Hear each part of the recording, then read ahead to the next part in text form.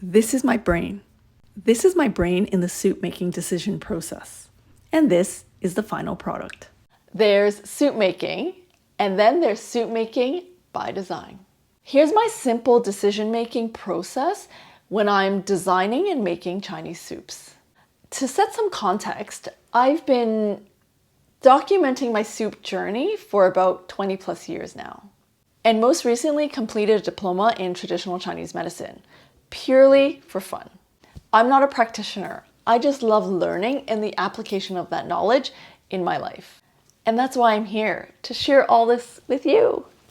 The first step is to start with the consumer in mind. Who's consuming the soup? Myself, my family, children, someone who's just had a baby? By knowing your consumer, it gives you a sense of how adventurous you can be, or not. For example, my most recent soup customization was for a Chinese family of 4 with 2 kids aged 10 and 12. Knowing that they are children, I used the soup with more common ingredients that they might be familiar with, like carrots and corn and potatoes. Kids love potatoes. The second step is to consider whether there are any immediate symptoms or health concerns. It could be a cough, cold, fever, dealing with jet lag, or even just having had a baby. From here, it will inform me what herbs to use. For example, if it's for a cough, I'll use ingredients such as the dried apricot kernels, dried tangerine peels, dried monk fruit, or dried snow pears. So in the case of my custom request, there were no symptoms to address, which is perfect. The third step is to consider dietary restrictions, meat or vegetarian, anything that you're allergic to, any preferences.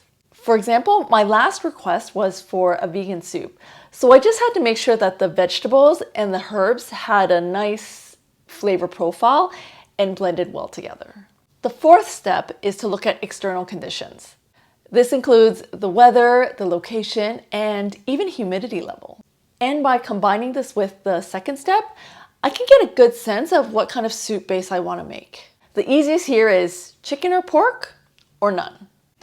Other things I'll think about are, how much time do I have to make this soup?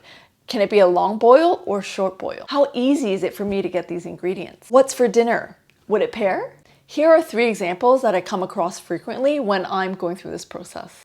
Use case 1 is, my extended family is coming over for dinner.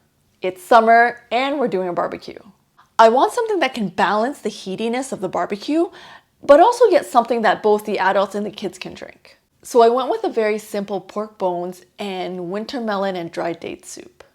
I also made a simple chilled sugarcane and water chestnuts tea for all of us to enjoy.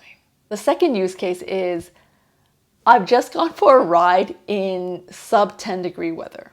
And I know it was cold because I had a running nose and I felt it in my throat and in my lungs at the end of the ride. So what I made right when I got home was a hot dried monk fruit and tangerine peel tea with fresh ginger and rock sugar. The ginger will help dispel the wind from my body, and the dried monk fruit and the tangerine peels will help heal the lungs.